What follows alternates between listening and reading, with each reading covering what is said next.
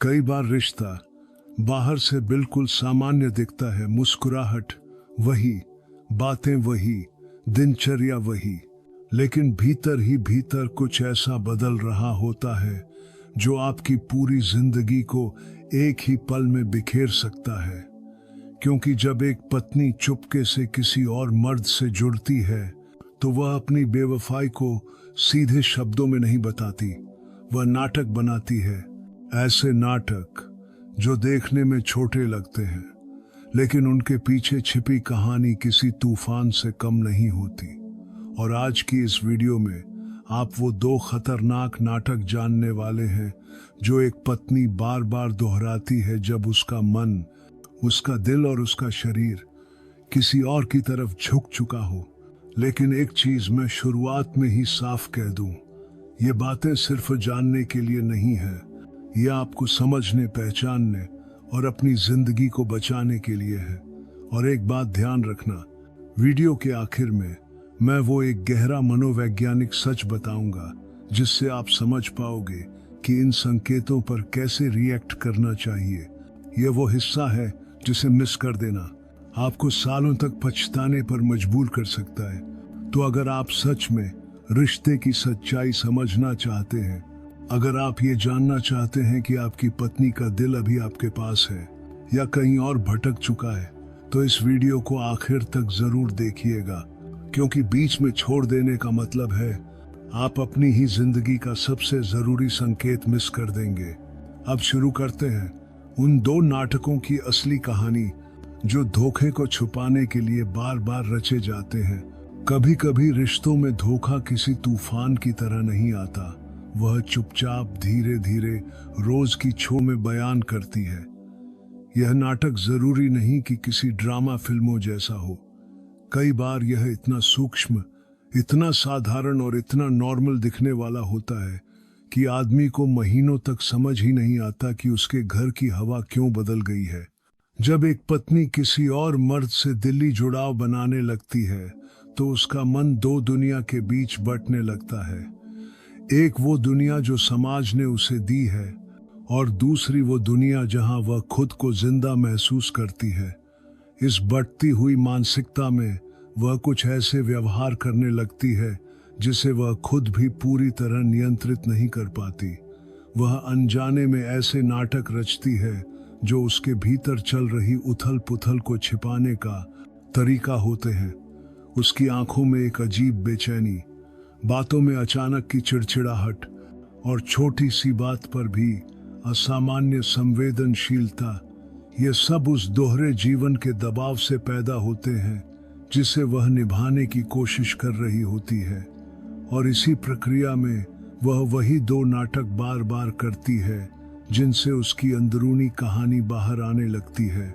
सबसे दिलचस्प बात यह है कि ये नाटक उतने शोरगुल वाले नहीं होते जितना लोग सोचते हैं, बल्कि उल्टा ये अक्सर चुप्पी और दूरी की शक्ल में सामने आते हैं।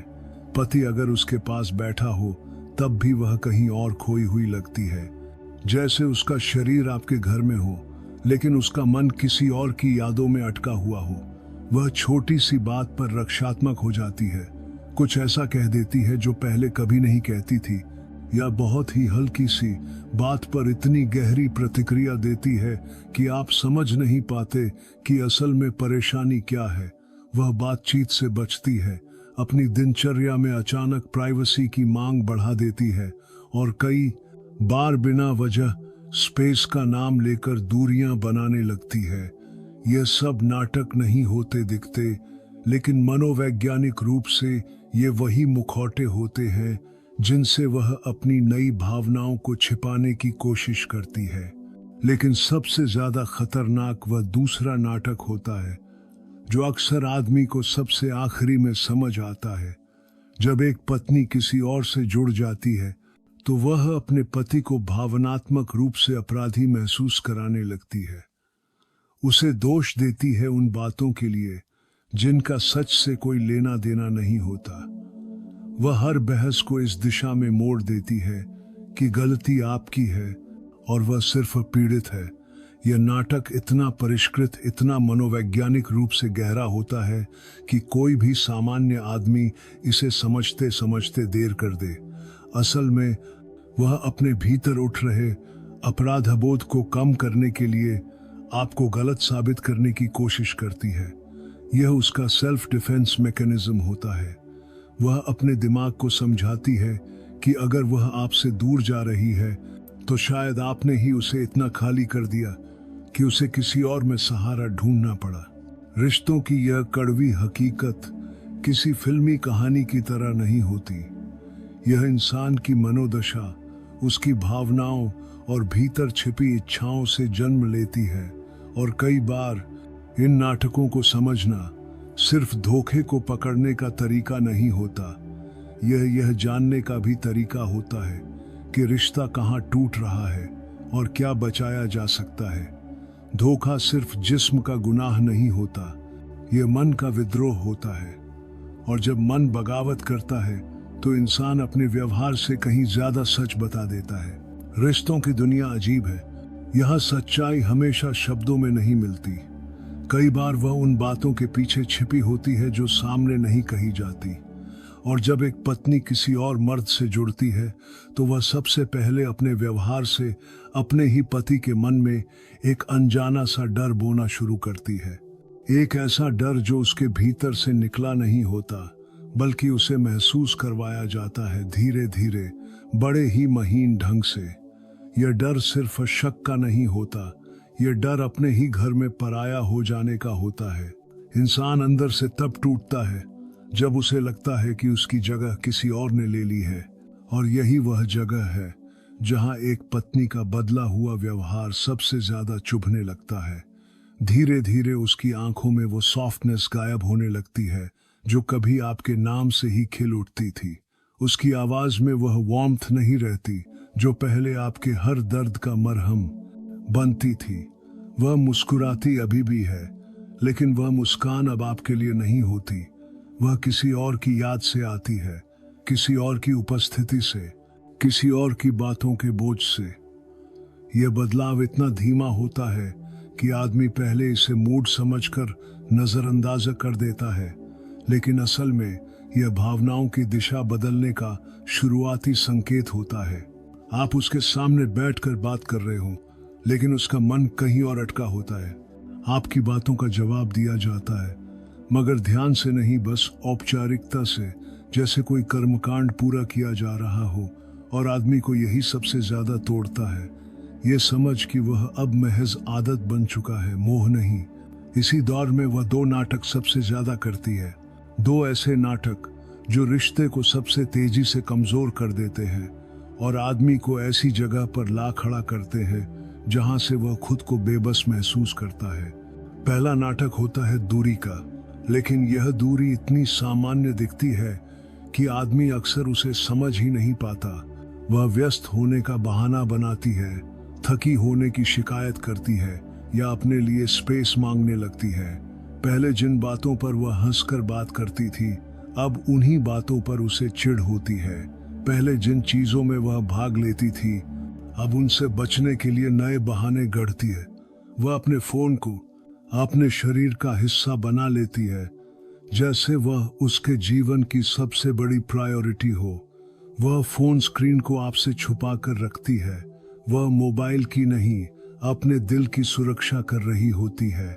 धीरे धीरे वह घर में होते हुए भी घर में नहीं रहती, और इस गैर मौजूदगी को वह सामान्य दिखाने के लिए एक नाटक करती है। एक मीठा मासूम सा नाटक कि मैं बस थोड़ी परेशान हूं। लेकिन यह परेशानी उसकी नहीं होती, यह वह झूठ होता है जिसे वह आपके जरिए खुद को भी समझाने की कोशिश करती है।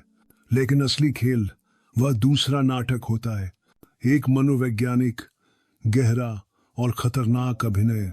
जब एक पत्नी किसी और से जुड़ती है तो वह अपने पति को बदनाम करने लगती है। वह छोटी छोटी गलतियों को बड़ा बनाती है, पुरानी बातों को अचानक नया मुद्दा बनाकर खड़ा करती है और हर विवाद को इस दिशा में मोड़ देती है कि तुम बदल गए हो, तुम ध्यान नहीं देते, तुम समझते नहीं हो। वह आपको अपराधी महसूस कराती है ताकि वह खुद अपराध बोध से मुक्त हो जाए। यह एक गहरा मनोवैज्ञानिक खेल है। जब इंसान खुद गलती पर होता है तो वह सबसे पहले दूसरों में गलती ढूंढता है। यह उसका इमोशनल शील्ड बन जाता है, एक ऐसा ढाल जो उसे अपनी ही बेवफाई से बचाता है। पति को पता भी नहीं चलता कि कब वह इस मानसिक जाल में फंस गया है।